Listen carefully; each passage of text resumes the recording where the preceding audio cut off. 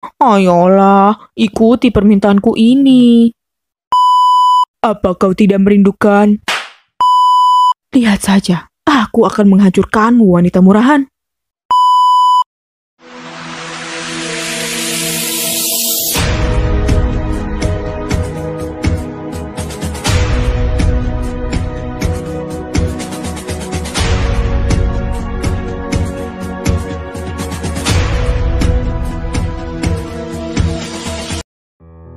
Assalamualaikum warahmatullahi wabarakatuh. Selamat datang kembali dalam channel Kumpulan Cerita. Masih bersama KC dengan cerita Arabella Transmigration, sebuah karya karangan Kak Starla. Selamat mendengarkan.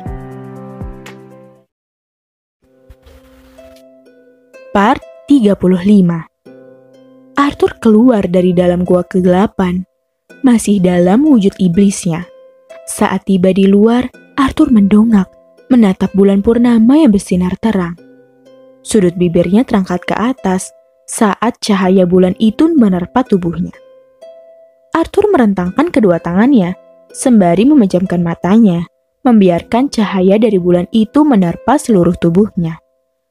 Sayap yang bersarang di belakang Arthur menghilang secara tiba-tiba, membuat senyum Arthur makin mengembang. Setelahnya, tanduk yang ada di atas kepalanya ikut menghilang, diikuti mata merahnya yang perlahan berubah menjadi warna biru laut, warna mata aslinya. Arthur tersenyum dan menghela napas. Ia akan kembali. Rasanya tidak sabar menemui keluarganya, apalagi Bella. Selama di gua kegelapan, Arthur merasa hampa. Tidak ada yang bisa ia peluk saat malam hari, membuat dirinya merasa jenuh. Sebentar lagi, purnama akan berakhir dan Arthur telah kembali ke wujud aslinya. Walaupun begitu, jiwa iblis Arthur tidak akan pernah hilang. Karena itu adalah kekuatan yang akan Arthur bawa sampai mati. Arthur akan kembali ke wujud iblisnya saat Arthur tengah marah besar. Aku kembali. Arthur menyeringai. Pikiran gila mulai meracuni pikirannya. Sepertinya mengurung Bella di kamar saat kembali sangat menyenangkan. Gumam Arthur terkekeh geli. Aku baru tahu jika kau sangat mesum. Arthur menoleh dan mendapati Lee dengan jubah merahnya tengah bersedekap dada menatap ke arahnya. Mengapa kau kemari? Tanya Arthur. Apa kau meninggalkan kerajaanmu lagi? Aku kasihan dengan para rakyat yang bisa memiliki raja sepertimu. Arthur geleng-geleng kepala. Lee tertawa dan menaikkan tudung jubahnya, hingga memperlihatkan wajahnya yang tertutup oleh topeng. Aku datang hanya untuk memastikan jika kau berubah atau tidak. Dan ternyata kau telah kembali ke wujud semula, kata Lee pura-pura lesu. Padahal aku berharap jika kau tidak kembali, agar Arabella bisa menjadi istri keduaku. Lanjut Lee membuat Arthur menatapnya tajam. Sepertinya membunuh penyihir gila sepertimu tidak akan merugikanku, ujar Arthur pelan seraya meregangkan otot-otot tubuhnya. Lee yang melihat itu langsung terkekeh dan mengangkat tangannya, hingga sebuah tongkat sihir langsung muncul di dalam genggaman tangannya. Aku hanya bercanda, kau ini sungguh emosian, komentar Lee geleng-geleng kepala. Arthur mendengus dan mengendikkan bahunya. Arthur hendak pergi untuk kembali ke kerajaannya, namun suara Lee membuat langkahnya terhenti. Hei, jangan pergi dulu, ujar Lee. Aku ingin membuat pertunjukan, sepertinya akan seru melihat wajah mereka yang histeris saat mengetahui jika kau tidak kembali. Arthur berbalik dan menatap Lee heran. Maksudmu? Lee menyeringai dan menghampiri Arthur. Jika kau langsung kembali, pertemuan itu akan terasa biasa saja. Bagaimana jika kita mengerjai mereka?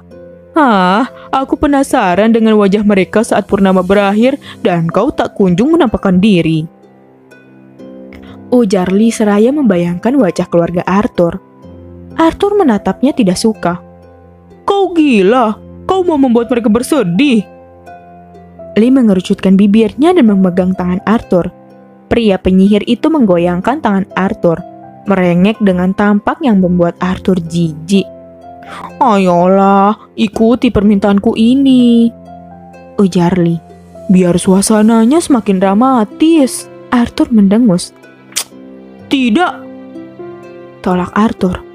Lee semakin menjadi-jadi, bahkan sekarang sudah berjongkok di depan Arthur. Ayolah, aku sangat ingin melihat wajah Evelyn yang sangat bersedih.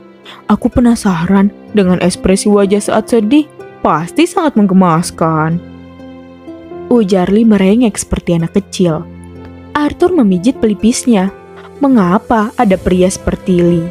Jika pria lain ingin melihat wajah orang yang dicintainya bahagia, Lee malah sebaliknya. Baiklah, tapi jika mereka mengamuk, kau harus bertanggung jawab. Putus Arthur terpaksa. Lee langsung berdiri dan menatap Arthur berbinar. Benarkah? Yeay, aku tidak sabar melihat ekspresi wajah mereka, ujar Lee. Arthur berdecak kesal dan memukuli kepala Lee. Sebaiknya kita berteleportasi ke sana sekarang. Purnama akan berakhir sebentar lagi. Arthur menatap sekilas ke arah langit. Lee mengangguk dan memegang bahu Arthur. Lee memejamkan matanya dan mulai membacakan mantra.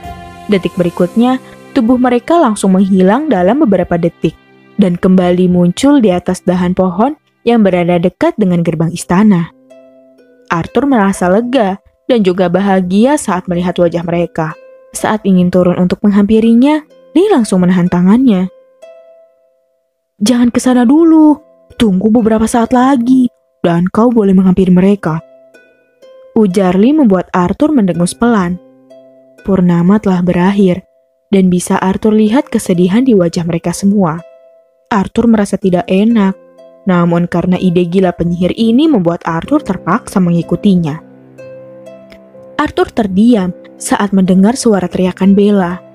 Dadanya terasa hangat saat melihat Bella yang tengah meronta dengan air mata yang meluruh. Itu artinya Bella takut kehilangannya. Arthur merasa bangga. Baiklah, ayo mengejutkan mereka, ujar Lee membuat Arthur mengangguk.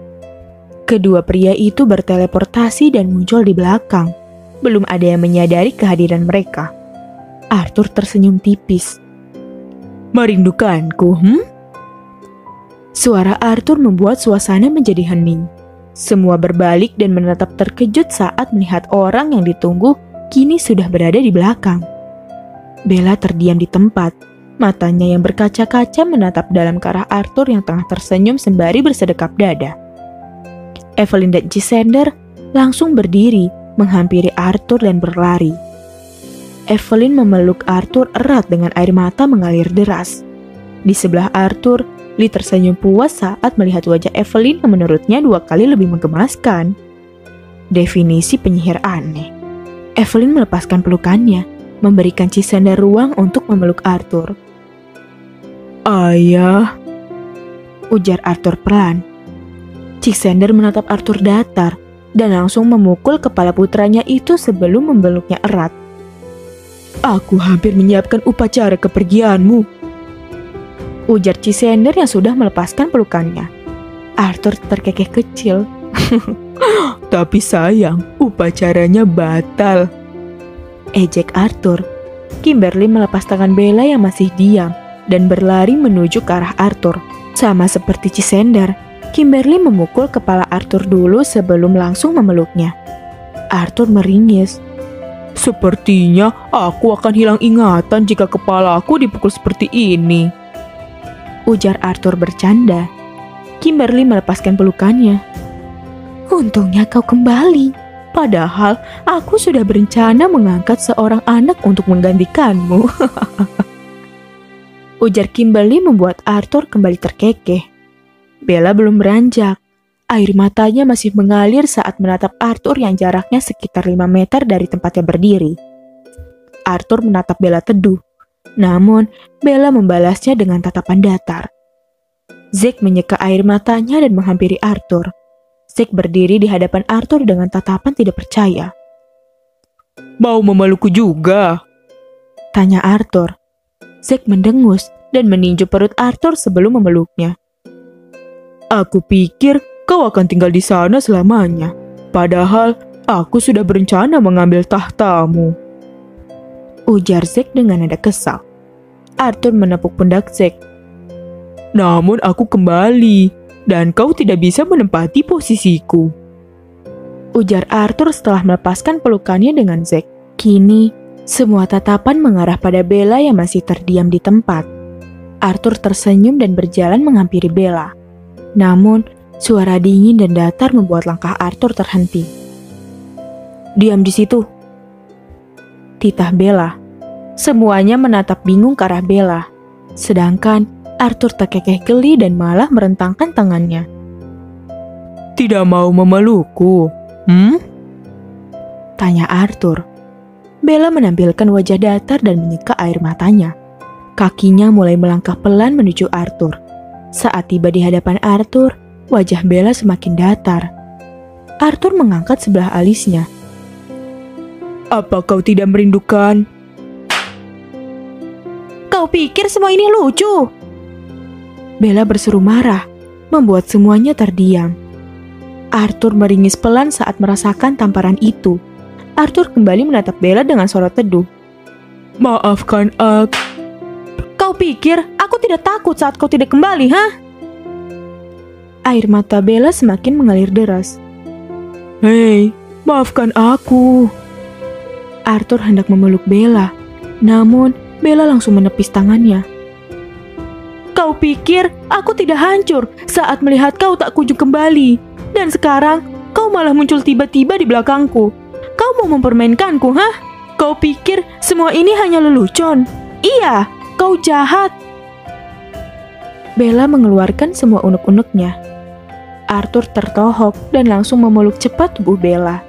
Bella tidak membalas pelukan Arthur. Yang dilakukan gadis itu hanya menangis di dada Arthur dan sesekali memukuli dada bidang itu. Kau jahat. Arthur memejamkan matanya. Maafkan aku, ujarnya pelan. Dalam hati, Arthur mengumpat pada Lee. Karena rencana gilanya ini, Bella sampai marah sebesar ini. Ingatkan Arthur untuk menggantung raja yang mempunyai kekuatan penyihir itu di alun-alun kota. Di belakang, Lee meringis dan bersembunyi di balik punggung Evelyn. Dan sesekali curi-curi kesempatan dengan mencium surai Evelyn tanpa disadari gadis itu. Tidak jauh dari tempat mereka, Azura mengepalkan tangannya. Matanya menatap tidak suka ke arah pasangan yang saling berpelukan itu. Lihat saja, aku akan menghancurkanmu, wanita murahan. Geram Azura.